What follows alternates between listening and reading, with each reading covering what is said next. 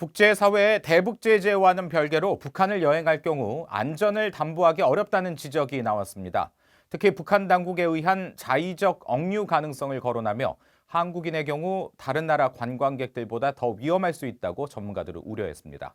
김시영 기자가 보도합니다. 지난 2014년 4월 북한에 입국해 청진을 여행하던 중 유흥업소에 성경을 놓고 나온 혐의로 체포돼 북한에 5개월간 억류됐었던 제프리 파울 씨는 북한 여행은 하지 말아야 한다고 밝혔습니다.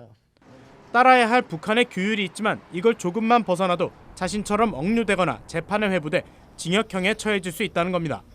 You stray off that course a little bit, like I did, and then you're opening yourself up to detention or possibly going through the judicial system all the way to a prison sentence.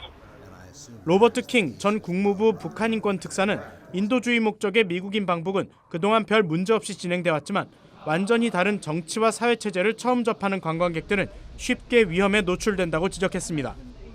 특히 북한은 한국 시민권뿐 아니라 한국인들에게 익숙한 많은 것들을 인정하지 않는다면서 각국의 자국민 여행 정책에 간섭할 수는 없지만 북한 여행의 위험성은 경고해야 한다고 말했습니다. North Koreans don't fully recognize South Korean citizenship. They don't recognize a lot of things that South Koreans have come to expect because they've lived in a very different system for so long. So, there are risks. 1998년부터 최근 오토 원비어 사건까지 지난 20년 동안 발생한 거의 모든 미국인 북한 억류 사태에 관여했던 에번스 리비어 전 국무부 동아시아 태평양 담당 수석 부차관보는 북한의 당부와 주의사항만 따르면 안전에 문제가 없다는 여행사들의 주장을 일축했습니다. 북한 정권은 외국인 관광객이 잘못을 저지르지 않아도 이해할 수 없는 자의적 기준을 내세워 신문과 감금, 심지어 고문이 가해질 수 있다는 겁니다.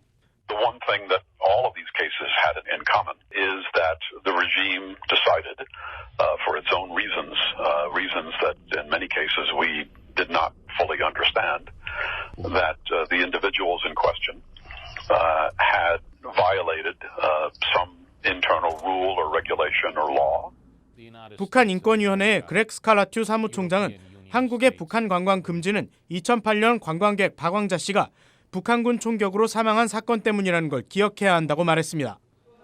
또 한국인 6명이 현재 북한에 억류돼 있다면서 이 문제가 해결되기도 전에 북한 개별 관광 추진은 심각한 도덕적 문제라고 지적했습니다.